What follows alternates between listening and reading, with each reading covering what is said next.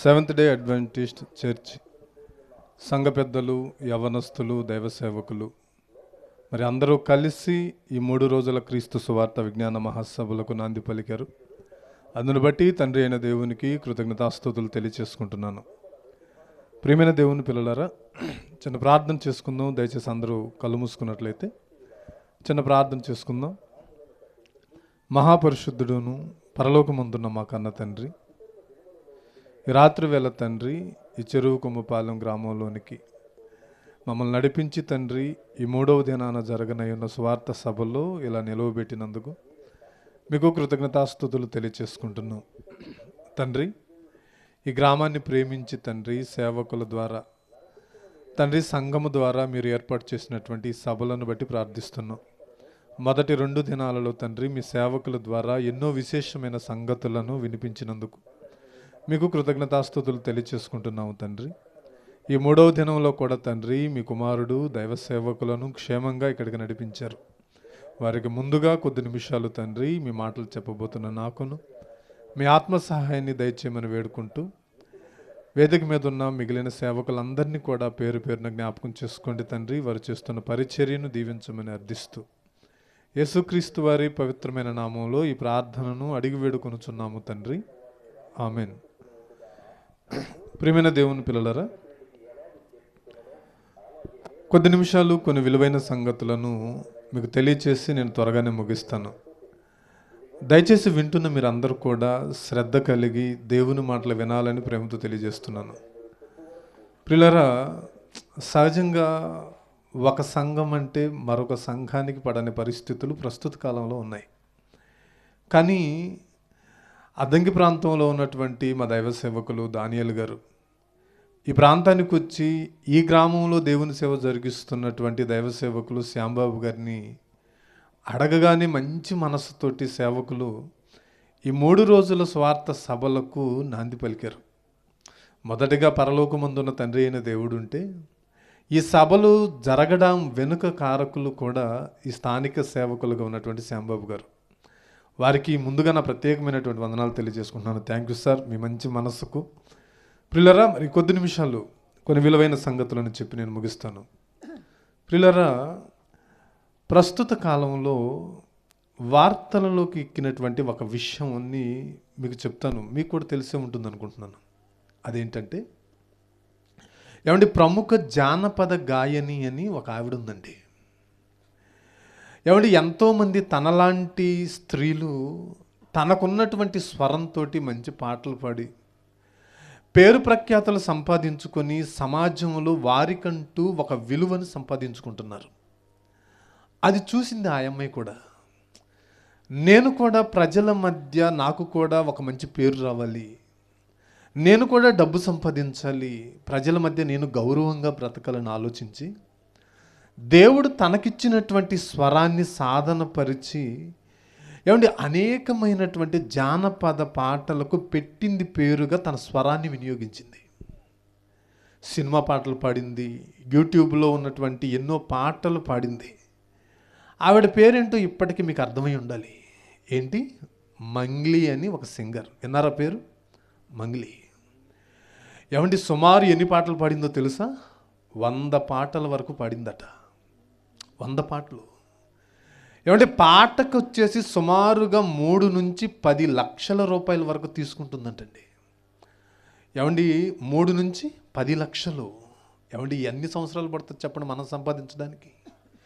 సంవత్సరం పొడుగుత పొలం పనులకు వెళ్ళి 1 లక్ష రూపాయలు మిగిలించగలమా మనం? అవుతుందా మన వల్ల? కాదు. అలాంటిది 5 నిమిషాలు స్టూడియోలోకి వెళ్ళి మైక్ తీసుకొని ఒక పాట పాడినందుకు ఆమెకి ఎంత ఇస్తున్నారో తెలుసా? సుమారుగా 3 నుంచి 10 లక్షల రూపాయలు. 100 పాటల వరకు పాడింది. ఏమంటే బాగానే ఉంది. ఒకప్పుడు తను ఆశించినట్లుగా మంచి పేరు వచ్చింది, మంచి ఇల్లు కట్టుకుంది, డబ్బు బాగా సంపాదించుకుంది, ప్రజల మధ్య మంచి పేరు ప్రఖ్యాతలు కూడా వచ్చాయి. ఏమంటే మంచి జీవితాన్ని అనుభవిస్తుంది. కానీ ఆమె మనస్సులోకి ఏమొచ్చిందో తెలుసా? ఒక దురాశ వచ్చిందండి. దురాశ. ఏంటా దురాశ? నెలకి వచ్చేసరికి ఒక పాట పాడుకుంటే మహా అయితే ఒక 10 లక్షలు వస్తున్నాయి, సరిపోవడం లేదు. ఇదిగో అందరికంటే ఇంకా గొప్పగా నేను బ్రతకాలి, అందరికంటే ఇంకా ఎక్కువగా సంపాదించాలని ఆశించి ఏం చేసిందో తెలుసా? గోకుల నందన్ ఇన్ఫ్రాటెక్ ప్రైవేట్ లిమిటెడ్ అని ఒక చిట్ ఫండ్ కంపెనీ మరికొంతమంది సహకారంతో ప్రారంభించిందండి. ఆవిడ కూడా భాగస్వామ్యం చేరింది. మనలాంటి అనేక మంది దగ్గర మా మా మా యొక్క చిట్ ఫండ్ కంపెనీలో మీరు డబ్బును దాచుకోండి, ఇదిగో కొన్ని సంవత్సరాల తర్వాత ఆ డబ్బు రెట్టింపు అవుతుంది, ఇదిగో మీకు అధిక వడ్డీలు వస్తాయని చెప్పి నమ్మబలికి సామాన్య ప్రజల దగ్గర ఎంత కట్టించారో తెలుసా? సుమారు 200 కోట్ల రూపాయలు కట్టించారండి. 200 కోట్లు. కొన్ని సంవత్సరాలు గడిచిన తర్వాత గడువు తీరిన తర్వాత ప్రజలు వెళ్ళారు. అమ్మా ఇదిగో మేము 5 సంవత్సరాలకు మా డబ్బు పెట్టాం కదా మీ చిట్ ఫండ్ కంపెనీలో, మరి మా డబ్బు వడ్డీతో సహా ఇవ్వమంటే మొహం చాటేస్తుంది. నమ్మారు కదండి, పేదవాళ్ళు కదా, మనలాంటి వాళ్ళే కదా. మనం బ్యాంకులో డబ్బులు ఎందుకు దాచుకుంటాం చెప్పండి? జాగ్రత్తగా ఉంటాయనే కదా, భద్రంగా ఉంటాయనే కదా. పిల్లల పెళ్ళిళ్ళకి దాచుకునేవాళ్ళు, పిల్లల చదువులకు దాచుకునేవాళ్ళు, అనారోగ్యం వస్తే హాస్పిటల్కి వెళ్ళి చూయించుకోవడానికి సమయానికి డబ్బు ఉండాలనుకునేవాళ్ళు. మనమంతా ఏం చేస్తాం? బ్యాంకులోనే కదా దాచుకుంటాం. అలాగే ఆ అమ్మాయి చెప్పిన మాటలు కూడా నమ్మి ఏం చేశారో తెలుసా? దాచుకున్న తర్వాత గడువు అయిపోయిందని వచ్చి వెళ్ళి అడిగితే మొహం చాటేస్తుంది. ఎవరు? మంగ్లీ. అందరూ బాధితులు అందరూ కలిసి ఏం చేశారో తెలుసా? పోలీసులను ఆశ్రయించారు. పోలీసులను ఎప్పుడైతే ఆశ్రయించారో ఎఫ్ఐఆర్ ఫైల్ చేశారు, కేసు నమోదు చేశారు. ఇప్పుడు ఆ అమ్మాయి పరిస్థితి ఏంటో తెలుసా? పోలీస్ స్టేషన్ల చుట్టూ తిరుగుతుంది, కోర్టుల చుట్టూ తిరుగుతుంది. ఎందుకు వచ్చింది చెప్పండి ఆ పరిస్థితి? 200 కోట్ల రూపాయలు ప్రజలను నమ్మబలికి డబ్బు తీసుకున్నప్పుడు ఆ డబ్బు ఏమైంది చెప్పండి? ఆ డబ్బు ఏమైంది? ప్రజల సొమ్ము కదా, కష్టార్జితం కదా, పేదవాళ్ళవు కదా, డబ్బంతా ఏం చేసావు? ఇప్పుడు ఆ అమ్మాయి పేరు నిలబడిందా? పేరు ప్రఖ్యాతలు ఏమైనా నిలబడతాయా? సోషల్ మీడియాలో, పోలీస్ స్టేషన్ల చుట్టూ కేసు ఫైల్ చేసి నోటికొచ్చినట్లుగా మాట్లాడుతున్నారండి. ఎంతమంది ఉసురు చెప్పండి అది? తల్లిదండ్రులు తలెత్తుకోగలరా సమాజంలో? బంధువుల మధ్య ఆమెకి ఎలా ఉంటుంది చెప్పండి? చిన్న చూపు కదా. ఇదంతా ఆమె జీవితం చుట్టూ ఎందుకు అల్లుకుందో తెలుసా? ఆమె మనసులో పుట్టినటువంటి ఒక దురాశ అండి. అందరికంటే గొప్పగా నేను కనిపించాలి, దేవుడిచ్చిన దాంతో సంతృప్తి చెందకుండా ఇంకా ఉన్నతమైనటువంటి జీవితాన్ని గడపాలి. గడుపు తప్పులేదు, నువ్వు సంపాదించుకొని గడుపు. ఎవరి సొమ్ము ఉందో చెప్పండి? ప్రియమైన దేవుని పిల్లలారా, ఆమె మనసులో పుట్టినటువంటి ఆ చిన్న దురాశకి ఆమె జీవితం పతనం కావడం ప్రారంభించిందండి. అందుకే బైబిల్లో ఏమని రాయించాడు ఒక్కసారి మీరు అందరు కూడా బైబిల్ విప్పి చూడండి. యాకోబు రాసిన పత్రిక 1వ అధ్యాయము 15వ వచనాన్ని ఒక్కసారి చూడండి ప్రియులరా. యాకోబు రాసిన పత్రిక 1వ అధ్యాయం 15వ వచనం. యాకోబు రాసిన పత్రిక 1వ అధ్యాయము 15వ వచనం. దురాశ గర్భము ధరించి పాపమును కనగా పాపము పరిపక్వమై మరణాన్ని కంటుందంటండి. ఎన్నోసార్లు చదువుకున్నాం బైబిల్లో కూడా. చిన్ననాటి నుండి కంఠస్థ వాక్యం మనకిది. ఏంటి? దురాశట గర్భం ధరిస్తుందట. సహజంగా గర్భం ఎవరు ధరిస్తారు చెప్పండి? వివాహమైనటువంటి స్త్రీలు. గర్భం ధరించి ఒక బిడ్డకు జన్మనివ్వాలి. కానీ ఒక మనిషి మనసులో పుట్టిన దురాశ కూడా ఏం ధరిస్తుందట? గర్భం ధరించి బిడ్డను కంటుందట. ఏం బిడ్డది? మరణం అనేటువంటి ఒక బిడ్డను కంటుందట. మీ అందరికీ చరిత్రలో జరిగినటువంటి ఒక చిన్న సందర్భాన్ని చెప్పి నేను ముగిస్తానండి. ఒకనాడు యెహోషువ గారు ఐగుప్తు దేశం నుండి కనాను దేశానికి నడిపిస్తున్న కాలం అండి. మోషే గారు ఆగిపోయారు నెబో పర్వతం మీద. బాధ్యతలన్నీ కూడా దేవుడు ఎవరికి అప్పగించాడో తెలుసా? అప్పటి వరకు మోషే గారి దగ్గర పరిచారకుడుగా నమ్మకంగా ఉన్నటువంటి యెహోషువ గారికి అప్పగించాడు. నాయన యెహోషువ, ఇదిగో నా పిల్లలు నీకు అప్పగిస్తున్నాను, కనాను దేశానికి తీసుకొని వెళ్ళు. ఆ కనాను దేశంలో నువ్వు వెళ్ళిన తర్వాత నా పిల్లలందరికీ కూడా భూభాగాన్ని పంచిపెట్టు. ఆ దేశంలో కొంతమంది అన్ని జనులు ఉన్నారు, నువ్వు వెళ్ళితే వాళ్ళని నీకు అప్పగిస్తానని చెప్పాడండి. వెళ్ళారు. యెహోషువ నాయకత్వంలో యోర్దాను దాటి కనానులోనికి అడుగుపెట్టిన తర్వాత యెరికోను ఆక్రమించుకున్నారండి. యెరికో పట్టణాన్ని ఆక్రమించేశారు. అలా ఎరికో పట్టణాన్ని ఆక్రమించిన తర్వాత ఆ ఎరికో పట్టణాన్ని ఆనుకొని హాయి అనేటువంటి ఒక చిన్న పట్టణం ఉందండి. హాయి అనేటువంటి ఒక చిన్న పట్టణం. ఆ పట్టణం ఎలా ఉందో చూసి రమ్మని కొంతమంది వేగుల వారిని పంపించాడు. ఎవరు? యెహోషువ గారు. ఎప్పుడైతే వేగుల వారిని పంపించాడో దేవుడు చెప్పాడు, నాయనా ఇదిగో ఈ దేశాన్ని నీకు అప్పగిస్తాను, నువ్వేం భయపడొద్దు, నువ్వు వెళ్ళు, నీకు విజయం వస్తుందని చెప్పాడు. వేగుల వారిని పంపించిన తర్వాత వాళ్ళు వచ్చి ఇచ్చిన సమాచారం ఏంటో తెలుసా? అయ్యా, మన దగ్గర కొన్ని లక్షల మంది సైన్యం ఉన్నారు. ఆ హాయి పట్టణం చూడబోతే చిన్న పట్టణం అది. ఇదిగో మన దగ్గర ఉన్నటువంటి ఇన్ని లక్షల మంది సైనిక బలం అవసరం లేదు ఆ దేశం మీదకి, ఆ పట్టణం మీదకి వెళ్ళడానికి.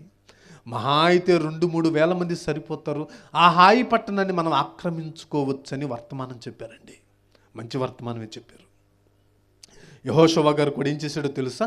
ఒక 3,000 మంది సైనికులను పంపించాడండి. మీరు వెళ్ళండి, దేవుడు చెప్పాడు హాయి పట్టణాన్ని మనకి ఇచ్చేస్తానన్నాడు, మీరు వెళ్ళి ఆ హాయి పట్టణాన్ని స్వాధీనపరుచుకుని రండి అని చెప్పి, ఏమండి ఆ పట్టణంలోనికి వెళ్ళక ముందే దేవుడు వాళ్ళతో ఒక మాట చెప్పాడు. శపితమైన దానిని దేనిని కూడా మీరు ముట్టుకోకూడదని ఒక ఆజ్ఞ జారీ చేసి మరీ పంపించాడండి. ఏమంటే వీళ్ళు హాయి పట్టణానికి ఎప్పుడైతే వెళ్ళారో, హాయి పట్టణం చిన్న పట్టణం కదండి. ఇశ్రాయేలీల ముందు ఏ దేశం కూడా నిలబడని పరిస్థితులండి వాళ్ళకు ఉన్నటువంటి బలం.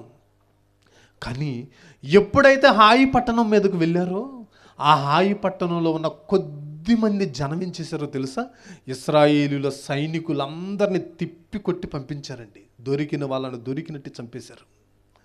దొరికిన వాళ్ళను దొరికినట్టు చంపి పడేస్తే మిగిలిన సైనికులందరూ కూడా పరుగు పరుగున యెహోషువ గారి దగ్గరకు తిరుగుముఖం వచ్చేసారు. యెహోషువ గారు బట్టలు చించుకొని మందసం దగ్గరకు వెళ్ళి, ఏమంటే తల మీద బూడిద పోసుకొని ఏడ్చేస్తున్నాడు. ఏంటి తండ్రి నువ్వు ఇలా చేసావు? ఆ యోర్దాను అవతలే మమ్మల్ని నిలబెట్టిన ప్రాణాలతోనైనా ఉండేవాళ్ళం కదా, ఈ కనాను దేశంలోనికి పంపించి మా ప్రాణాలు పోయేలా చేస్తున్నావేంటి అని సాయంత్రం వరకు తల మీద బూడిద పోసుకొని ఏడుస్తుంటే దేవుడు ఒక మాట చెప్పాడండి. నాయన యెహోషువ, పైకి లేను ఒకసారి, నువ్వేం తప్పు చేసావు నాయన, నువ్వు ఏడుస్తున్నావు? నేను మీకు ముందుగానే చెప్పి పంపించాను కదా, శపితమైన దానిలో నుండి దేనిని కూడా మీరు ముట్టుకోకూడదని చెప్పి పంపించాను కదా. అవును తండ్రి, ఎవరు ఏం తప్పు చేయలేదే. లేదు, నేను ఒకడు చేశాడు తప్పు చేశాడు. ఎవరు తండ్రి? ఇదిగో ఆకాన్ అనేటువంటి వాడు వెళ్ళి శపితమైన దానిలో నుండి కొంత బంగారాన్ని, కొన్ని వస్త్రాలను తెచ్చుకొని వాడి గుడారంలో దాచుకున్నాడు. నాయన వాడి గుడారంలో దాచుకున్నాడు. ఏమండి అప్పుడు ఏం జరిగిందో ఒక్కసారి మీరు అందరూ కూడా బైబిల్ విప్పి చూడండి ప్రియులారా. యెహోషువ గ్రంథం 7వ అధ్యాయము 21వ వచనాన్ని చూడండి. యెహోషువ గ్రంథం 7వ అధ్యాయము 21వ వచనం. అమ్మ అందరూ తీయాలి, బైబిల్ తీయాలి. యెహోషువ గ్రంథం 7వ అధ్యాయము 21వ వచనం. దోపుడు సొమ్ములో ఒక మంచి షీనారు పై వస్త్రమును 200 తులముల వెండిని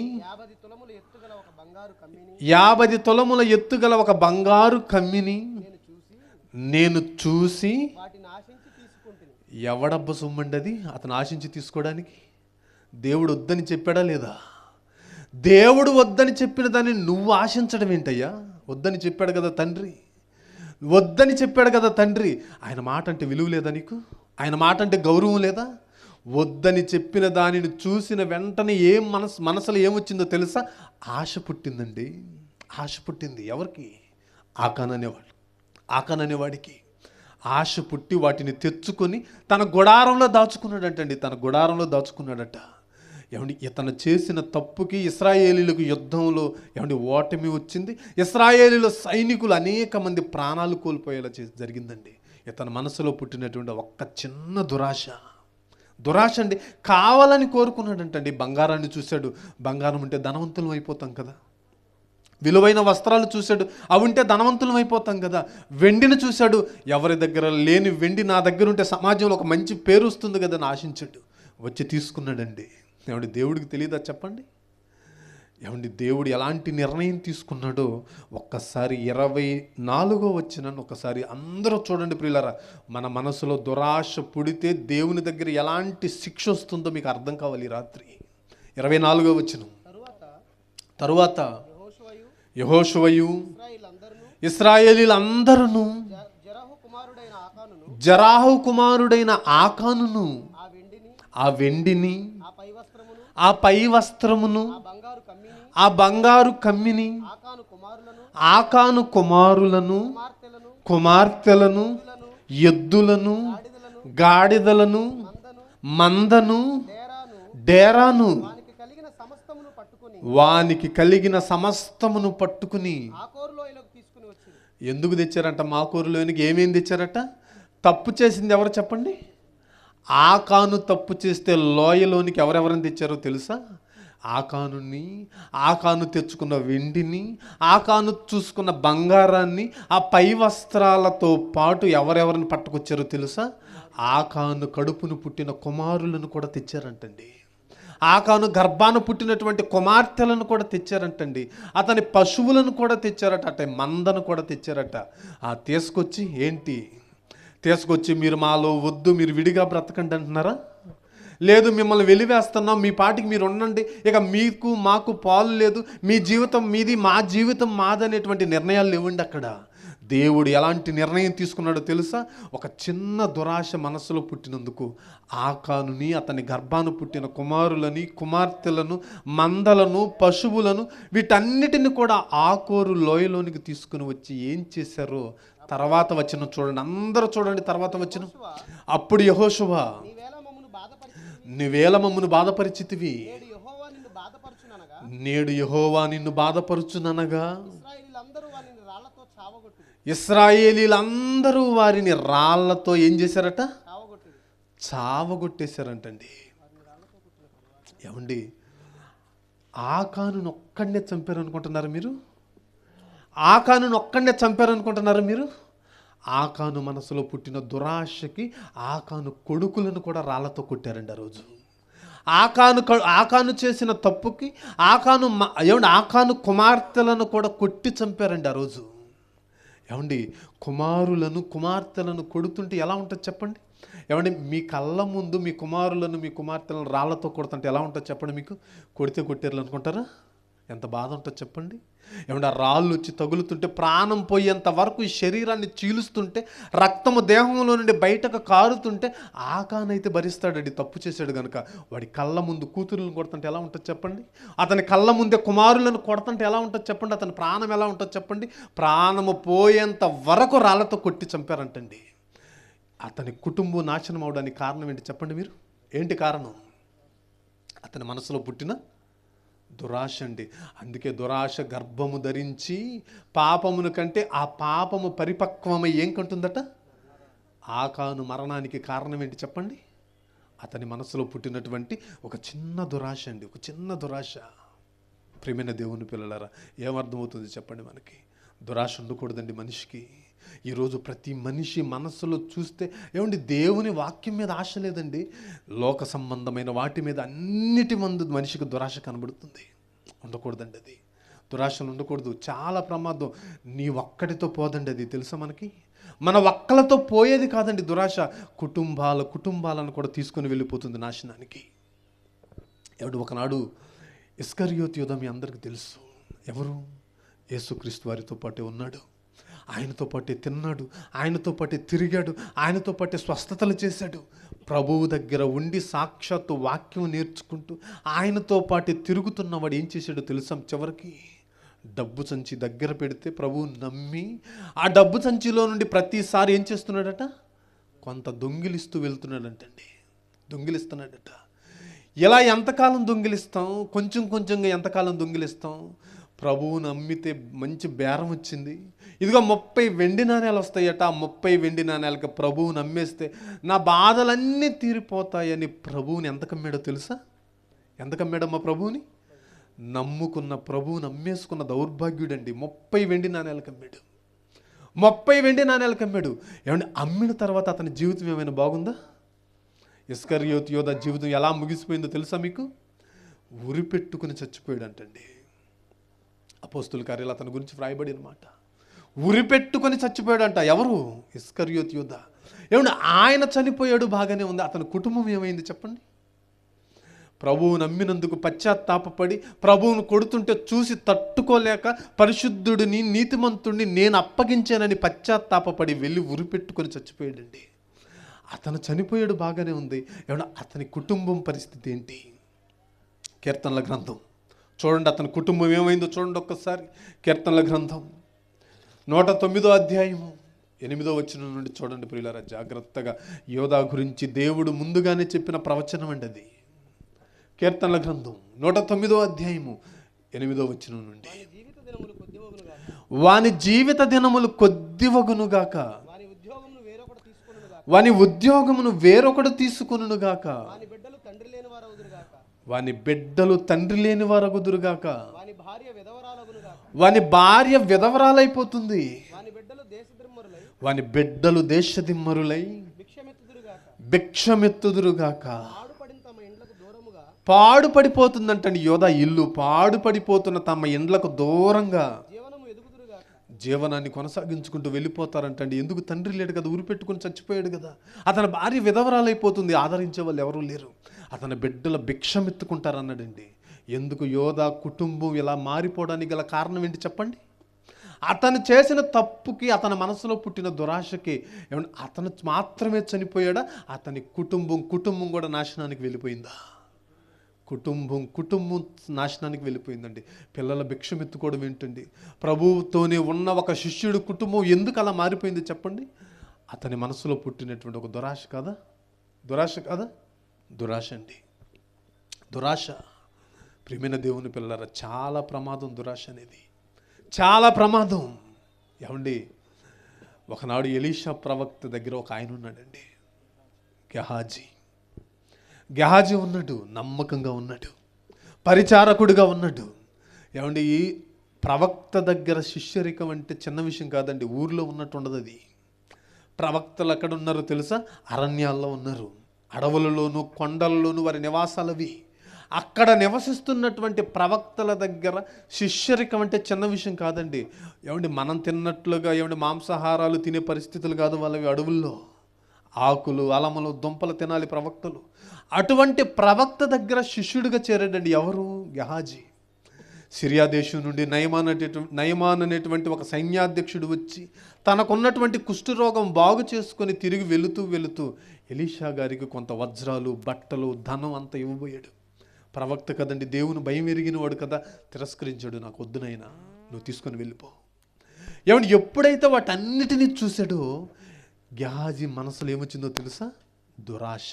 ఇవి కావాలి. ఎంతకాలం ప్రవక్త దగ్గర ఇటువంటి జీవితం గడుపుదాం? ఆ ధనమే కనుక నా దగ్గర ఉంటే, ఇదిగో నేను కూడా ధనవంతుడిని అయిపోవచ్చు కదా. వెళ్ళి ఎలాగైనా సరే వాటిని వెళ్ళి తెచ్చుకోవాలని ఏమండి ఎలీషా దగ్గర నుండి కాస్త బయటకు వచ్చి గెహాజీ వెళుతున్న మార్గం వెంబడి వెళ్ళాడండి. గెహాజీ వెళ్తున్న వెంబడి మార్గం గుండా వెళ్ళి ఏం చేశాడో ఒక్కసారి ఈ సందర్భాన్ని చెప్పి నేను ముగించేస్తాను. రాజుల 2వ గ్రంథం 5వ అధ్యాయం. అందరూ చూడండి ప్రియులారా, రాజుల 2వ గ్రంథం 5వ అధ్యాయం 25వ వచనం నుండి చూడండి. అతడు లోపలికి పోయి తన యజమానుడైన ఎలీషా ముందర నిలువగా, ఎలీషా వానిని చూసి, గెహాజీ, నీవెచ్చట నుండి వచ్చితివని అతనిని అడిగినందుకు వాడు, నీ దాసుడునైన నేను. ఏమండి, ఎంత అబద్ధం అండి! వెళ్ళి ధనం తెచ్చుకోవడమే తప్పైతే ప్రవక్త అడిగిన వెంటనే ఏం చేయాలి చెప్పండి? ఒకవేళ ప్రవక్తకి నిజం తెలిస్తే నా బ్రతుకు ఏమైపోతుందోనని కాళ్ళ మీద పడి క్షమాపణ అడగవలసిన వాడు ప్రవక్త దగ్గర బొంకుతున్నాడు. చూడండి, నేను ఎక్కడికి వెళ్ళలేదు, ఇక్కడే ఉన్నాను కదా, నీ దగ్గరే ఉన్నాను కదా. ఏంటి కాసేపు అలా వెళ్ళొస్తే అని అడుగుతావా? ఎలా? ఏంటి ఎక్కడికి వెళ్ళాను? నేను ఎక్కడికి వెళ్ళలేదని నువ్వు తర్వాత మాట. నేను అంతట ఎలీషా వానితో, ఆ మనుష్యుడు తన రథము దిగి నిన్ను ఎదుర్కొనుటకు తిరిగి వచ్చినప్పుడు, గెహాజీ, నా మనస్సు కూడా నీతో కూడా రాలేదా? ద్రవ్యమును, వస్త్రములను, ఒలీవ చెట్ల తోటలను, ద్రాక్ష తోటలను, గొర్రెలను, ఎడ్లను, దాసదాసీలను సంపాదించుకొనుటకు ఇది సమయమా గెహాజీ? కాబట్టి ఏమండి, జాగ్రత్తగా వినండి. గెహాజీ చేసిన ఒక చిన్న తప్పు, గెహాజీ మనసులోకి వచ్చిన ఒక దురాశ వలన ప్రవక్త నోటి వెంట ఒక శాపం వస్తుందండి. చూడండి ఏం శాపము. కాబట్టి నయమానునకు కలిగిన కుష్టు నయమానునకు కలిగిన కుష్టు నీకును నీకును. నీ సంతతికిని ఎవరెవరికి వస్తుందంటమ్మా? ఆశ నీలో పుట్టింది కనుక నీకు మాత్రమే వస్తుందన్నాడా? నీకును నీ సంతతికిని సర్వకాలము అంటే సర్వకాలము. నీ కుటుంబం ఈ భూమి మీద ఎంత కాలమైతే ఉంటుందో అంతకాలము నయమాను విడిచిపెట్టి వెళ్ళిన కుష్ఠరోగం నీకు వస్తుంది. నీ గర్భాన పుట్టిన పిల్లలకి వాళ్ళ పిల్లలకు కూడా ఏమొస్తుంది? కుష్ఠరోగం వస్తుంది అన్నట్టు. ఏమండి, నయమాను దేహం కుష్ఠరోగం వచ్చిందంటే ఓకే అండి, బాగుంటుంది. ఎందుకంటే తప్పు చేశాడు కనుక తన శరీరం మీద కుష్ఠరోగం చూసుకున్న ప్రతిసారి నయమానికి ఏం జ్ఞాపకం వస్తుంది? ప్రవక్త దగ్గర నేను అబద్ధం ఆడాను, నా మనసులో పుట్టకూడని ఒక దురాశ పుట్టింది, ఆ దురాశ వలన ఇదిగో నా శరీరానికి ఇటువంటి శిక్ష వచ్చిందని ఆలోచిస్తాడండి. కానీ అతని కళ్ళ ముందు అతని గర్భాన పుట్టిన పిల్లలు కూడా కుష్ఠరోగులుగా పుడితే ఎలా ఉంటుంది చెప్పండి? తండ్రికి బాగుంటుందండి? తండ్రికి బాగుంటుందా? అతని కళ్ళ ముందు అతని గర్భాన పుట్టిన కుమార్తెలకు కూడా కుష్ఠరోగంతో తిరుగుతుంటే ఏమంటే వాళ్ళకి అర్థం కాకపోవచ్చు అండి ఈ కుష్ఠరోగం ఎందుకు వచ్చిందో. కానీ వాళ్ళని చూసిన ప్రతిసారి గెహాజీకి అర్థం కదా, నా పిల్లలకు కుష్ఠరోగం ఎందుకు వచ్చిందంటే ఇదిగో ఒకనాడు నా మనసులో పుట్టినటువంటి దురాశే కదా కారణం. అర్థం కదా చెప్పండి గెహాజీకి? ఎందుకు వచ్చింది చెప్పండి? గెహాజీ కుటుంబం నాశనం అయిపోవడానికి గల కారణం ఏంటి చెప్పండి? అతని మనసులో పుట్టిన దురాశ అండి. ఇస్కరియోతు యోధ కుటుంబం నాశనం అయిపోవడానికి గల కారణం ఏంటి చెప్పండి? అతని మనసులో పుట్టిన దురాశ అండి. ఆకాని కుటుంబం రాళ్లతో కొట్టి చంపబడడానికి గల కారణం ఏంటి చెప్పండి? అతని మనసులో పుట్టిన దురాశ అండి. చాలా ప్రమాదం అండి ఇది పిల్లల, చాలా ప్రమాదం. అందుకేనండి అది ఏంటో తెలుసా? దురాశ అనేది దైవ సంబంధమైనది కాదండి. అందుకే దాని గురించి ఏమంటున్నాడు చివరి మాట చెప్పి నేను ముగించేస్తాను. తీతుకు రాసిన పత్రిక 2వ అధ్యాయం 12వ వచనం చూడండి. చివరి మాట ముగించేస్తాను. తీతుకు రాసిన పత్రిక 2వ అధ్యాయము 12వ వచనం. మనము భక్తిహీనతను ఇహలోక సంబంధమైన దురాశలను విసర్జించి ఇహలోక సంబంధమైన దురాశల నుంచి ఏమంటున్నాడు? విసర్జించండి నాయన అంటున్నాడు. అంటే దురాశ అనేది పరలోక సంబంధమైనదా ఇహలోక సంబంధమైనదా చెప్పండి? ఇహలోకం అండి, ఈ లోకానికి సంబంధించింది. మనం ఈ లోకానికి సంబంధించిన వాళ్ళం కాదండి, మనం పరలోకానికి సంబంధించిన వాళ్ళం. పరలోకమందున్న తండ్రి పిల్లలం. ఆ లోకానికి వెళ్ళిపోవాలండి. ఆ లోకంలో దురాశకు చోటు లేదు, తండ్రి దగ్గర దురాశకు చోటు లేదు. ఆ లోకం నుండి తిరిగి వచ్చిన మనం ఈ లోకంలోనికి వచ్చిన తర్వాత ఈ లోక సంబంధమైన దురాశలను చూసి ఏం చేస్తున్నామో తెలుసా? నేర్చుకుంటున్నామండి. అందుకేనండి మన మనసు ఎప్పుడు కూడా దేని మీద ఉండాలో తెలుసా? వాక్యం మీద ఉండాలి. వాక్యం మీదే ఉండాలండి. యేసుక్రీస్తు వారిని చూడండి ప్రియులరా, బ్రతికింది 33.5 సంవత్సరాలేనండి. 33.5 సంవత్సరాల్లో ఏమంటే యేసుక్రీస్తు వారి జీవితంలో ఎక్కడైనా దురాశ కనబడుతుందా మీకు? ఏమంటే ఎక్కడైనా కనబడుతుందా? ఎక్కడ కూడా ఆయన జీవితంలో దురాశకు చోట్లేదండి. ఈ శరీర సంబంధమైన ఆశలకు తన బ్రతుకులో ఎక్కడ చోట్లేదండి. ఆ చోటు లేదు కనుక ఎక్కడికి వెళ్ళిపోయాడు తెలుసా? మరణం తర్వాత మరణాన్ని జయించిన మహానుభావుడు తండ్రి ఉన్న లోకానికి వెళ్ళిపోయాడండి. మనల్ని కూడా రమ్మంటున్నాడు కదా. ఎలా ఉంటే వెళ్తామో తెలుసా మనం?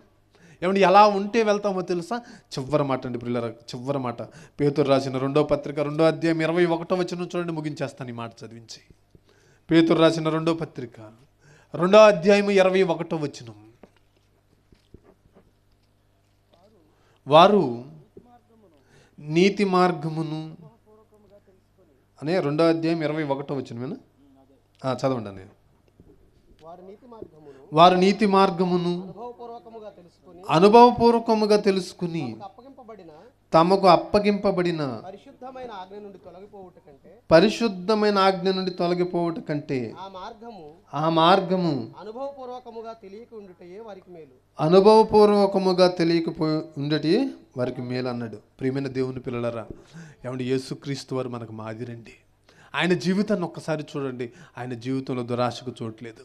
ఏమంటే మన మనసులో కూడా దురాశ అనేది వస్తే ఏమంటే అది ఆ క్షణానికి అర్థం కాకపోవచ్చు అండి.